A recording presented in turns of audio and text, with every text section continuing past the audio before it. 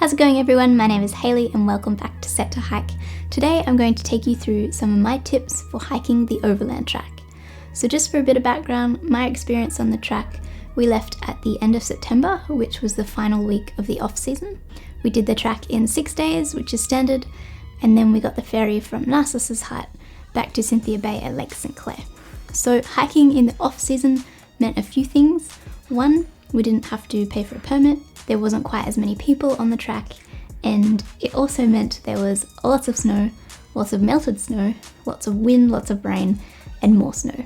So while you have to make sure that you pack for all types of weather when you're hiking the Overland Track, some of these tips might directly relate to my experience on the track. But let's get into it. Tip number 1, your pack zips.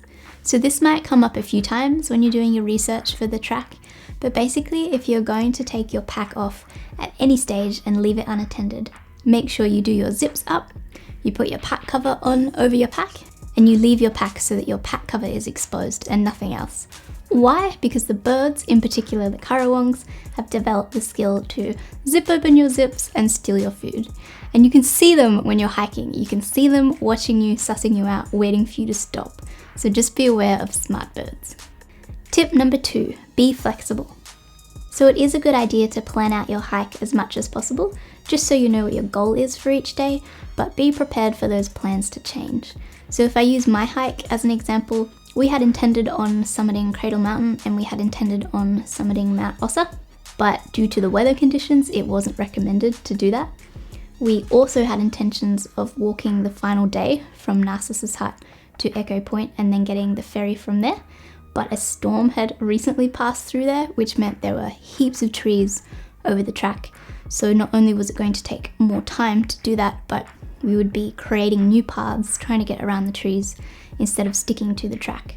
So be flexible with your time and plans. If you feel like you need a rest day, then do it. If you feel like you want to plow on ahead and skip a hut, then do it. Tip number 3, do at least one side trip. So obviously taking into consideration of what I just said, this might change, but I think it's a wasted opportunity to get all the way there and only do the bare minimum of the track. So luckily we were able to do the waterfalls. I think that was on day 5, which I highly recommend. So really take the time to read into all the various side trips that you can do, because I think it will make your trip that much more unique and special to you. Tip number 4, stay the night at Lake St. Clair after your hike. So originally we were going to arrive at Narcissus Hut, stay the night and then get the ferry across in the morning, but instead we took the afternoon ferry and then booked accommodation at Lake St. Clair Lodge. And let me tell you, it was the best decision ever, and also the best shower of my life. But not only that, it gave us a chance to properly dry out our gear, and the restaurant there had an awesome vibe to it. You were surrounded by all the people that you had seen during that week or hung out with during that week while hiking, and it was just a really nice way to tie up the end of the trip and get some rest. Tip number 5, get a good rain jacket. So the Overland Track is known for having all types of weather, even in the middle of summer. Sometimes you'll even see pictures of it snowing in summer. And nothing would make your trip as miserable as getting wet. So I definitely say it's okay to splurge on a really good rain jacket because you might just need it. Tip number 6, look up. I definitely encourage you to take your time while you're out on the track and don't just try and get from one hut to the next as quickly as possible. Take lots of breaks, take the time to pause and really think about where you are, because it is an incredible experience. On the final day of my hike, we stopped to have a drink and I looked up and I saw a pink robin. Now I see lots of robins while hiking, but they're always the normal color or orange or yellow. I've never seen a pink robin while hiking. So that was just a really extra special moment, and I wouldn't have seen it if I had have just had my head down and kept on hiking. So there's so much more to hiking than just the hiking part. So don't feel like you have to rush and don't worry about people overtaking you. Tip number 7, go on a practice hike. So different people will prepare for the Overland Track differently. Some people might create a strict training schedule, others might just rely on their general fitness that they already have. But no matter where you fall on the scale, I highly recommend going on at least one practice hike and taking the same gear with you that you'll be taking on the track. And if you're really keen, throw in some extra weight to simulate the weight of your food.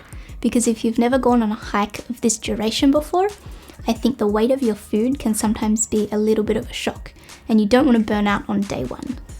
Tip number 8, make friends. Some people go hiking because they want some solitude and they want some peace away from the normal world, but let's face it, this is the highly popular overland track.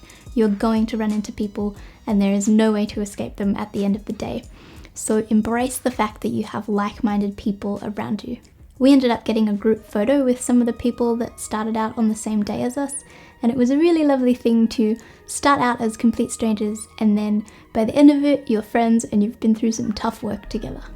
Tip number 9, you don't need waterproof boots. Now I say this from my perspective of walking in September.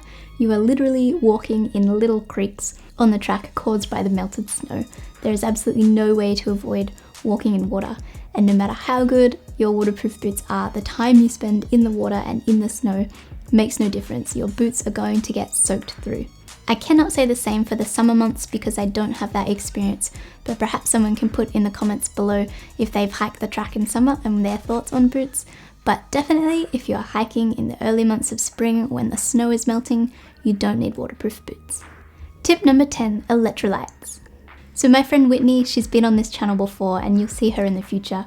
She's contributed 2 of her own tips to this video, and one of them is to replenish your electrolytes because you will be sweating. So those Hydralyte tablets are really popular. I ended up taking some Powerade powder on my hike, and that was pretty much just to have an alternative to water. So it's a good idea to keep in the back of your mind how your hydration levels are going. Tip number 11, bring your bathers. Another tip from Whitney, bring your bathers, or at least something that you don't mind being seen swimming in, because there are going to be plenty of opportunities to go for a dip, and when you've been hiking for a few hours, that water is going to be looking mighty refreshing and it essentially doubles as a shower. Tip number 12, be aware.